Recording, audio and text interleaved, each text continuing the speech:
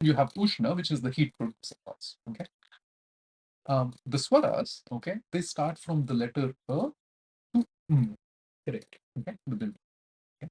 And then the journey goes like A, E, U, A, O, Au, Har. Okay. So your mantra, Om, okay, it actually starts from the letter A and ends with that bindu of Okay. Okay. So the mantra of Om is a swara, technically speaking, right? It is for self-realization. Okay. If you understand the word swa is the self. Okay. And ra is the sound. It is the sound of the self. Okay. So your mantra, when you actually know how to do it and everything, right? It originates in the mind. Man. Okay. Manyaka kyayate iti mantra. That one thing, the sound which originates in the mind, okay, is the mantra. Now, there are different places where the sounds originate. Okay. Yes, okay. In the body. Okay. And when it comes out of your mouth, okay, it comes out from different places. Like Akuhasa Visarjanayanam Khanta. Okay. So the ka sounds, right? They originate from the khanta, from the throat. Okay. And then there's like verses from Maheshwara Sutrani. Okay. It's another beautiful doctrine. And then where he says, which sounds originate from, the the tongue pressing the teeth, and which one goes from like the reflexes, which one comes from the nasal sounds, which one comes from the throat and everything, right?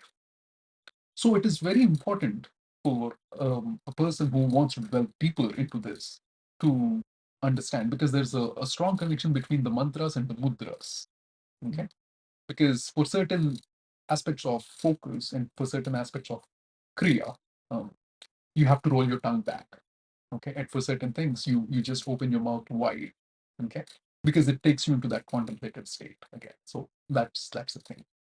Now, that is the very basic part of it. Now, you have something called the elaborated mantras. Okay. And this has to be chanted in a certain pattern called chandas or chanda or the meter.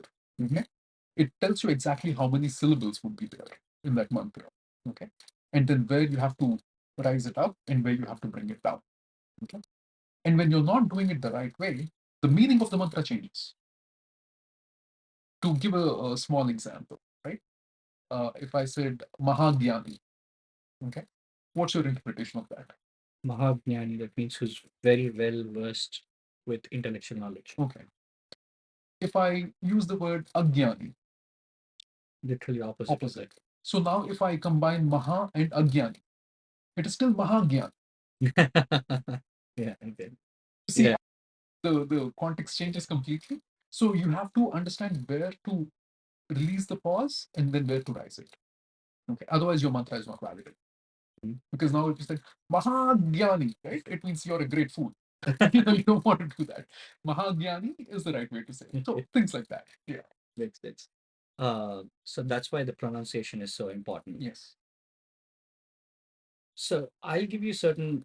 I wanna.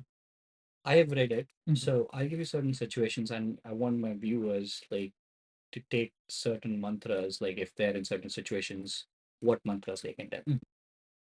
So when I wake up in the morning, what is the first mantra that I have to tell for anyone and everyone? I would say the first mantra that one can start with is Aghora Mantra. What is that? Unfortunately, I don't know if I'm allowed to say it, but it is a mantra of protection. Okay. Right? You chant it like 10 times, and then it protects you from a lot of things. Okay, Aghora Mantra. Aghora. Okay. So I was thinking, I personally thought for me, at least, I would say Vakratunda Mahakaya Surya Koti Samprabha. Yes, that will also work.